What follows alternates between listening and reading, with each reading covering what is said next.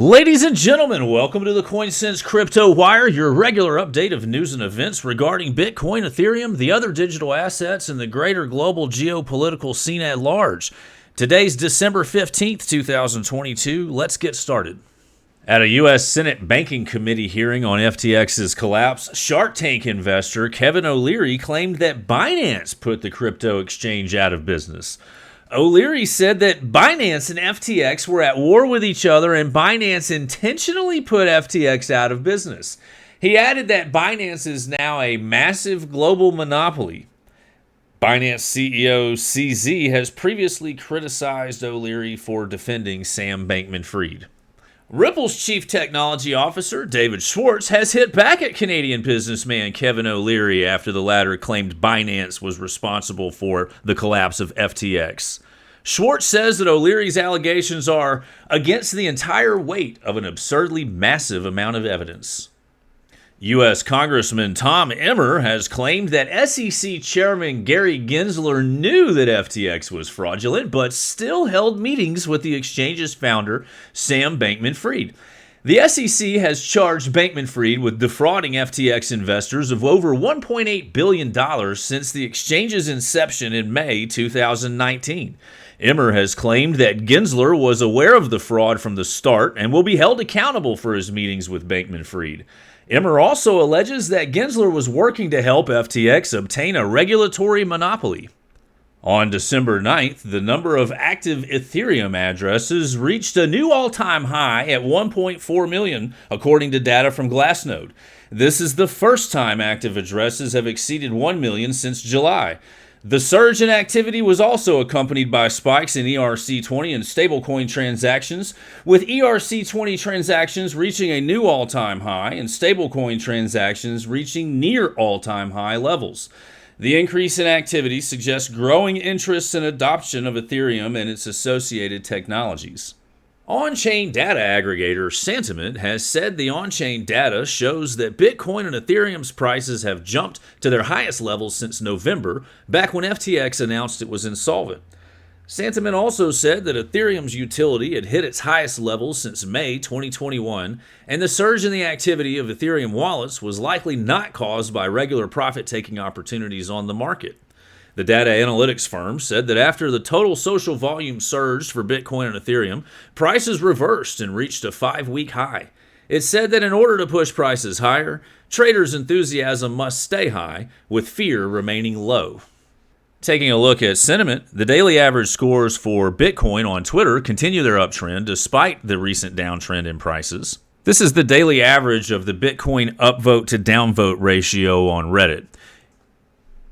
Leading up to the Fed announcement, it was serving as a leading indicator, leading the price increase. And then before the announcement, you can see sentiment took a sharp dive. Sentiment has recovered, although here lately it seems to have been leveling off. This is the sentiment scores for comments on Benjamin Cowan's YouTube channel. The commenters on his channel typically have a good idea of what's going on in the market. They seem to be correlated. Their sentiment seems to be correlated, and you can see a very sharp drop, maybe a day, 18 hours before the Fed announcement. Whatever Benjamin Cowan's video said on December 13th convinced his viewers that there was a price drop coming the next day. And taking a look at Altcoin Daily, same thing on Altcoin Daily's YouTube channel. Sentiment analysis for the comments on their channel has a habit of being in harmony or being a leading indicator. And you can see that price was increasing leading up to the Fed announcement, but then sentiment is now following price. It's still in harmony, but following the price.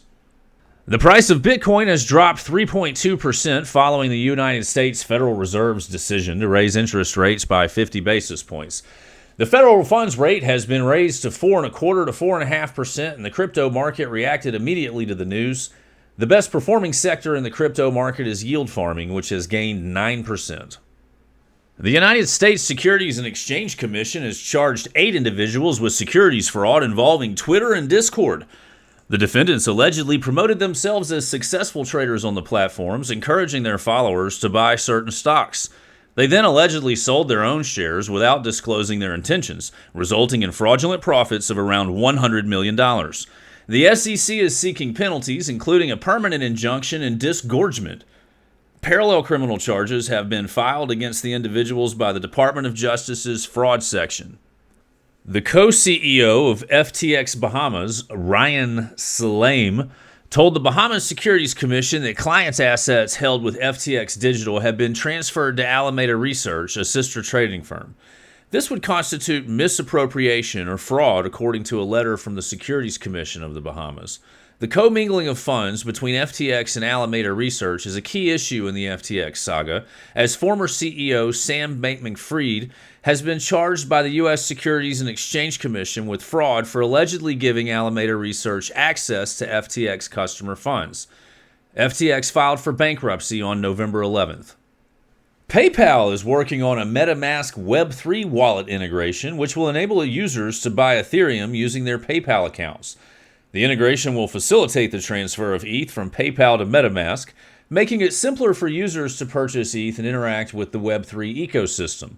The offering will initially be available to select US-based MetaMask customers. However, the company plans to roll out the feature to all US-based customers in the coming weeks.